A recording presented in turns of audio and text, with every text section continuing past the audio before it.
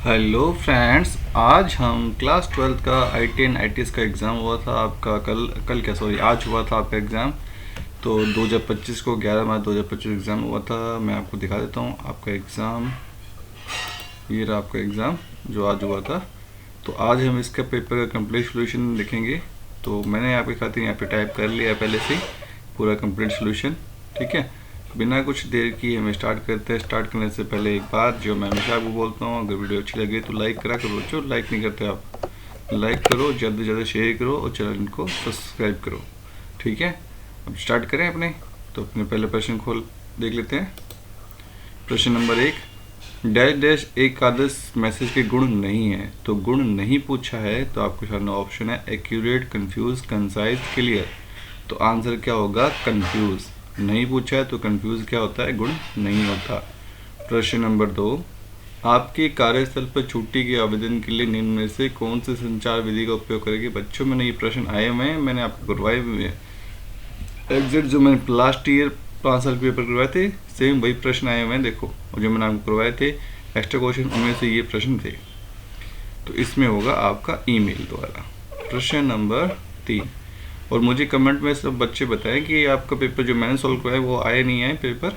ठीक है, और आपको जो वीडियो देखी तो आपको उस पेपर समझ आया, क्वेश्चन आपको वही जो इम्पोर्टेंट प्रश्न मैंने आपको लिख करवाए थे लास्ट पे, तो वही प्रश्न आए नहीं आए। तो मुझे कमेंट करा करो बच्चों, और आपको वीडियो लगे तो कमेंट अच्छे से कमेंट करा करो बच्चों। ठीक है, अब प्रश्न स्टार्ट करते हैं अपने प्रश्न नंबर 3 से। डैश डैश एक छोटे समूह से संचार का उदाहरण है। छोटे समूह संचार के उदाहरण में आता है प्रेस सम्मेलन, बोर्ड की बैठक, टीम बैठक। तो ये छोटे समूह में संचार होता है, तो आंसर होगा उपरोक्त समय तीनों में। प्रश्न नंबर 4, चित्रों के माध्यम से किए गए संचार डैश डैश कहलाता है। तो चित्रों को आपको मैंने बताया था दृश्य संचार चित्रों द्वारा होता है। प्रश्न नंबर 5, हम डैश डैश के द्वारा पर्यावरण की रक्षा कर सकते हैं। किसके द्वारा? कागज, प्लास्टिक, पानी आदि का पुनः उपयोग करके, कपड़े का थैले का उपयोग करके, पानी की बर्बादी रोककर। तो तीनों आंसर सही है, तो आंसर क्या होगा? उपरोक्त सभी। प्रश्न नंबर 6, जब उद्यमी अपने व्यवसाय चलाते हैं तो वे क्या करते हैं? तो आपके ऑप्शन है ग्राहकों की आवश्यकता का पूर्ति, समाज में मदद, नौकरी उत्पन्न करना। तो ये तीनों ही काम करते हैं आपके उद्यमी, तो आंसर होगा उपरोक्त सभी। प्रश्न नंबर 7 फाइल को पेस्ट करने की शॉर्टकट की क्या है? तो फाइल को पेस्ट करते हैं हम कंट्रोल के साथ वी को प्रेस करके, तो आंसर होगा स। प्रश्न नंबर 8, बीपीओ में पी का मतलब क्या है? तो बीपीओ का पूरा नाम होता है बिजनेस प्रोसेस आउटसोर्सिंग। तो इसमें प्रोसेस द है इसका आंसर, तो आंसर क्या होगा? द। प्रश्न नंबर 9, डैश डैश एक वर्ड प्रोसेसिंग सॉफ्टवेयर है। तो इसमें है एक वर्ड प्रोसेस सॉफ्टवेयर का उदाहरण है। तो इसमें आपका वर्ड प्रोसेस सॉफ्टवेयर एक ही है, MS वर्ड। ये बच्चों करवाए हुए प्रश्न आपको। EMD का पूरा नाम क्या है? ये प्रश्न देखो वापस रिपीट हो गया। आगे लास्ट ईयर पेपर आपने सोल्यूशन देखा ना, तो ये प्रश्न आया था लास्ट ईयर भी।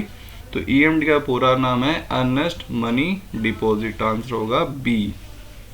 प्रश्न नंबर 11, व्यक्तित्व विकार को दूर कैसे किया जा सकता है? तो व्यक्तित्व विकार को दूर करने के लिए हम बातें करके भी कर सकते हैं, रुचि के कार्यों में व्यस्त करके रह के भी कर सकते हैं, और आत्मविश्वास बढ़ाकर भी कर सकते हैं। तो आंसर क्या होगा? उपरोक्त सभी।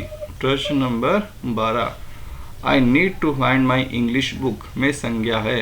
तो इसमें संज्ञा क्या होगी आपकी? बुक। प्रश्न नंबर 13, जानकारी, ज्ञान और कौशल को हासिल करना डैश डैश कहलाता है। तो ये सीखना कहलाता है। ठीक है। प्रश्न नंबर 14, रैम का प्रकार है। तो रैम एक मेमोरी का प्रकार है, तो आंसर होगा द। प्रश्न नंबर 15, रोम का पूरा नाम। बच्चों ये रिपीट देखो, प्रश्न छोटे छोटे हैं, आधे 5 मार्क्स के। तो रोम का पूरा नाम है रीड ओनली मेमोरी। तो BPO का मैंने ऊपर भी नाम बताया तो वापस ये आ गया। तो BPO का पूरा नाम है बिजनेस प्रोसेस आउटसोर्सिंग। मैं दोबारा बोलता हूँ, बिजनेस प्रोसेस आउटसोर्सिंग। प्रश्न नंबर 17, हरित कौशल का एक उदाहरण है। तो बच्चों हरित कौशल का आपका उदाहरण है जो मैंने लिखा हुआ है टाइप करके, तो आप देख सकते हो। हरित कौशल का ऊर्जा, जैसे ऊर्जा, सौर ऊर्जा, तकनीशियन, सोलर एनर्जी, पवन एनर्जी, ये सब क्या है? हरित ऊर्जा के उदाहरण। प्रश्न नंबर 18 क्या कह रहा है देखो, प्रेजेंटेशन सॉफ्टवेयर का एक उदाहरण है। तो आप कोई भी एक उदाहरण लिख सकते हो, जैसे कि अपने MS प्रेजेंटेशन का पावर पॉइंट, तो आप लिख सकते हो माइक्रोसॉफ्ट पावर पॉइंट MS। अब देखो प्रश्न मैंने साथ में लिखे हुए हैं, तो अपने अब स्विच ना करके इसमें से प्रश्न पढ़ेंगे, इसी के यहाँ से आंसर को भी देखेंगे। MS वर्ड में फाइंड और रिप्लेस क्या है? प्रश्न नंबर 20 है, MS वर्ड में फाइंड और रिप्लेस की विशेषता है जो उपयोगकर्ता को किसी विशेष शब्द या वाक्यांश को दस्तावेज में खोजने, उसे किसी अन्य शब्द या वाक्यांश बदलने की सुविधा देता है। प्रश्न नंबर 21, कंप्यूटर में वायरस को कैसे रोका जा सकता है? तो आप वायरस को रोकने के लिए देखो वापस ही रिपीट हो, क्वेश्चन में कराए हैं बच्चों ये सारे प्रश्न पहले से। तो वायरस को रोकने के लिए हम एंटीवायरस सॉफ्टवेयर का उपयोग कर सकते हैं। संदिग्ध ईमेल और अटैचमेंट न खोलें, एक सुरक्षित वेबसाइट और सॉफ्टवेयर को डाउनलोड करें, नियमित रूप से सिस्टम अपडेट करें। प्रश्न नंबर 22, सफल उद्यमी के 2 गुण क्या है? तो सफल उद्यमी के 2 गुण है नवाचार और आत्मविश्वास। प्रश्न नंबर 23, स्वप्रेरणा क्या है? स्वप्रेरणा वह प्रक्रिया है जिसमें व्यक्ति बिना किसी बाहरी अभाव के अपने लक्ष्यों को प्राप्त करने के लिए स्वयं प्रेरित करता है। प्रश्न नंबर 24, कविता ब्रॉट आकार में संज्ञा का नाम है? तो संज्ञा आपकी कविता है और कार है। प्रश्न नंबर 25, प्रतिक्रिया एक उदाहरण लिखिए। प्रतिक्रिया का एक उदाहरण है जो किसी शिक्षक द्वारा छात्र को उत्तर पुस्तिका जांच के बाद दी गई टिप्पणी। तो ये एक प्रतिक्रिया या फीडबैक का उदाहरण है। ऊर्जा के 2 स्रोतों के नाम है आपके, सौर ऊर्जा और दूसरा है पवन ऊर्जा। ठीक है। प्रश्न नंबर 27, पासवर्ड का उपयोग लिखिए। तो पासवर्ड का उपयोग डेटा और व्यक्तिगत जानकारी और अनधिकृत पहुंच से सुरक्षित रखने के लिए किया जाता है। प्रश्न नंबर 28, MS एक्सेल में किस काम आता है? तो MS एक्सेल आपका काम आता है डेटा का संग्रहण करने के लिए, विश्लेषण करना, ग्राफ के तैयार करने के लिए और रिपोर्ट बनाने के लिए हम MS एक्सेल का यूज़ करते हैं। प्रश्न नंबर 29, मौखिक संचार क्या है? सभी प्रश्न वही हैं जो मैंने करवाए हुए हैं। तो मौखिक संचार क्या होते हैं? मौखिक संचार वह प्रक्रिया है जिसमें व्यक्ति शब्दों के माध्यम से संवाद करता है, जैसे कि बातचीत, भाषण, टेलीफोन, वार्तालाप। प्रश्न नंबर 29, ERP में योजना परिभाषित कीजिए। तो ERP का पूरा नाम है एंटरप्राइज रिसोर्स प्लानिंग में योजना एक प्रक्रिया है जिसमें संगठन और संसाधनों का प्रभावी प्रबंधन और उपयोग सुनिश्चित करने के लिए रणनीतियाँ बनाई जाती है। प्रश्न नंबर 31, कंप्यूटर में फोल्डर क्या होता है? बच्चों ये प्रश्न करवाया हुआ है, साथ में बनाते कैसे, ये वीडियो मैंने बनाई हुई है। तो फोल्डर एक डिजिटल स्थान होता है जिसमें फाइलों को अन्य फोल्डर को व्यवस्थित रूप से संग्रहित किया जाता है। ये डेटा को क्रमबद्ध करने और आसानी से खोजने में सहायता करता है। प्रश्न नंबर 32, प्रोक्यूरमेंट में क्या आप समझते हैं? ये प्रश्न भी करवाया हुआ है, अगर आप वीडियो देखें तो। प्रोक्यूरमेंट वह प्रक्रिया है जिसमें किसी संगठन द्वारा आवश्यक वस्तुओं या सेवाओं की खरीद की जाती है। इसमें आपूर्तिकर्ता का चयन, मूल्य निर्धारण और गुणवत्ता सुनिश्चित करना शामिल होता है। प्रश्न नंबर 33, सीखने को प्रभावित करने वाले कुछ कारकों के नाम लिखिए। तो आप प्रभावित करने वाले कारक है, पहला वातावरण, दूसरा प्रेरणा, तीसरा है बुद्धि स्तर और चौथा है शिक्षण विधियाँ और पांचवा है पारिवारिक और सामाजिक प्रभाव। प्रश्न नंबर 34, ग्रीन जॉब का महत्व लिखिए। तो ग्रीन जॉब वे नौकरियां होती है जो पर्यावरण संरक्षण, ऊर्जा दक्षता और नवीनीकरण संसाधनों का उपयोग को बढ़ावा देती है। इनका महत्व इस प्रकार है, देखो, पर्यावरण का संतुलन बनाए रखना, कार्बन उत्सर्जन कम करना, टिकाऊ विकास को बढ़ावा देना, रोजगार के नए अवसर पैदा करना। प्रश्न नंबर 35, सकारात्मक दृष्टिकोण क्या होता है? तो सकारात्मक दृष्टिकोण वह मानसिकता होती है जिसमें व्यक्ति किसी भी स्थिति या आशावादी और रचनात्मक तरीके से देखता है। ये आत्मविश्वास बढ़ाने, सफलता प्राप्त करने, समस्या को समाधान निकालने में मदद करता है। प्रश्न नंबर 36, WW क्या है? तो WW है वर्ल्ड वाइड वेब, इंटरनेट पर सूचनाओं या वेब पर जो एक नेटवर्क जो हाइपर टेक्स्ट और हाइपर लिंक्स के माध्यम से आपस में जुड़े होते हैं, जिसे टिम बर्नर्स-ली ने विकसित किया था।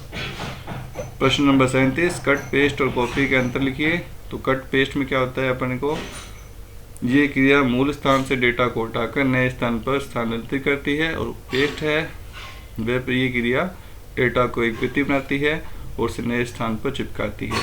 जबकि मूल डेटा अपनी जगह पर बना रहता है। प्रश्न नंबर 40, इंटरनेट की उपयोगिता लिखिए।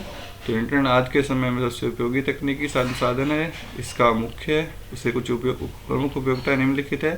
पहला, सूचना और ज्ञान प्राप्ति। दूसरा, इंटरनेट के माध्यम से किसी भी विषय पर जानकारी प्राप्त की जा सकती है। संचार, जैसे कम्युनिकेशन बोलते हैं हम email, social media, video calling आदि के द्वारा संचार संभव है। ऑनलाइन शिक्षा, जिसे बोलते हैं ई लर्निंग। इंटरनेट के माध्यम से हम ऑनलाइन कोर्स, वेबिनार और डिजिटल लाइब्रेरी का उपयोग किया जा सकता है। तो व्यापार वित्तीय सेवाएं, जैसे ऑनलाइन शॉपिंग, डिजिटल बैंकिंग, व्यापारिक लेन देन इंटरनेट के द्वारा संभव है। 5 नंबर, मनोरंजन, ऑनलाइन गेमिंग के लिए वीडियो स्ट्रीमिंग, संगीत सुनना आदि में इंटरनेट के सहायक होता है। इसी के अथवा में एक प्रश्न और है, बीपीओ के बारे में लिखिए। तो बीपीओ का पूरा नाम मैंने बताया था, बिजनेस प्रोसेस आउटसोर्सिंग। ये वह प्रक्रिया है जिसमें कंपनियां कुछ व्यावसायिक गतिविधियां बाहरी एजेंसियों व सेवा प्रदाताओं को सौंपती है। इसके लाभ निम्नलिखित है। लागत की कमी, कार्य की दक्षता, मुख्य कार्यों का ध्यान केंद्रित करना, ग्राहक की सेवा सुधार। तो लागत की कमी में बाहरी सेवा प्रदाता द्वारा कार्य करवाने से खर्च कम होता है और कार्य दक्षता विशेषज्ञ एजेंसियों द्वारा कार्य करने की गुणवत्ता में सुधार होता है। प्रश्न नंबर इसी के अंदर 3 नंबर है, मुख्य रूप से ध्यान केंद्रित करना। कंपनियां अपने मुख्य व्यवसाय पर ध्यान दे सकती है। ग्राहक सेवा सुधार, बीपीओ कंपनियां ग्राहक सेवा सहायता सेवा प्रदान करती है, जिससे ग्राहक संतुष्टि बढ़ती है। प्रश्न नंबर 41, समय प्रबंधन से आप क्या समझते हैं? तो समय प्रबंधन से बोलते हैं हम टाइम मैनेजमेंट, वह प्रक्रिया जिसमें किसी भी कार्य को एक निश्चित समय सीमा के प्रभावी ढंग से पूरा किया जाता है। इसके लाभ है उत्पादकता में वृद्धि, तनाव कमी, संतुलन बनाए रखना। इसी के अथवा में एक प्रश्न हो रहा था बच्चों आपके, ज्ञान और कौशल में अंतर क्या है? तो ज्ञान इसे कहते हैं वह सूचना, तथ्यों, सिद्धांतों का संग्रह जिसे पढ़कर, सुनकर, अनुभव से सीखा जाता है। कौशल वह किसी कार्य को प्रभावी ढंग से करने की क्षमता जिसे अभ्यास, अनुभव के माध्यम से विकसित किया जाता है। उदाहरण के लिए गणितीय सूत्रों की ज्ञान, लेकिन उनकी मदद से समस्या हल करना कौशल है। प्रश्न नंबर 42, ईआरपी चुनौती का वर्णन कीजिए। तो ईआरपी का पूरा नाम एंटरप्राइज रिसोर्स प्लानिंग एक सॉफ्टवेयर प्रणाली है जो व्यवसायिक प्रक्रिया को स्वचालित एकीकृत करती है। इसकी कुछ प्रमुख चुनौतियां हैं, जैसे उच्च लागत, ईआरपी प्रणाली को लागू करने से अधिक खर्च आता है, समय लेने वाली प्रक्रिया, इसमें ईआरपी में स्थापित करने और अनुकूलित करने में समय लगता है। प्रशिक्षण की आवश्यकता, कर्मचारी को नई प्रणाली समझने के लिए प्रशिक्षण की आवश्यकता होती है। डेटा सुरक्षा जोखिम, ईआरपी प्रणाली में संग्रहित डेटा को सुरक्षा सुनिश्चित करना एक बड़ी चुनौती है। इसी के में प्रश्न एक और आया था, सोशल मीडिया के नुकसान लिखिए। समय की बर्बादी, निजता की समस्या, साइबर अपराध, मानसिकता स्वास्थ्य प्रभाव। तो ये आपका प्रश्न हुआ। प्रश्न नंबर 38, प्रश्न नंबर 36 कर लिया अपन ने, 41 कर लिया, ईआरपी कर लिया अपन ने, और प्रश्न नंबर 38 क्या था आपका? गैरमुखी संचार के नुकसान हो सकते हैं। तो गैरमुखी नुकसान हो सकता है, गलतफहमी की संभावना अधिक होती है, संदेश को नष्ट रूप से समझना कठिन होता है, भावनाओं की व्याख्या व्यक्ति पर निर्भर करती है, इसमें विस्तृत जानकारी देना मुश्किल है। प्रश्न नंबर 39, एमएस एक्सेल में वर्कशीट क्या होती है? तो वर्कशीट एमएस एक्सेल में एक बाहरी भाग होता है जिसमें पंक्तियाँ, रो और स्तंभों का रूप में व्यवस्थित किया जाता है। ये कल ही करवाया था मैंने, और डेटा प्रविष्ट और गणना के विश्लेषण का उपयोग की जाती है। तो आज हमने क्लास 12 का जो आईटी पेपर हुआ था 11 मार्च 2025 का कंप्लीट सोल्यूशन देखा। तो बच्चों आपका कितने नंबर आ रहे हैं तो मुझे अपने कमेंट बॉक्स में बताएं कि आपके कितने नंबर बनना है 30 में से। ठीक है, मिलते तब तक के लिए धन्यवाद, बाय।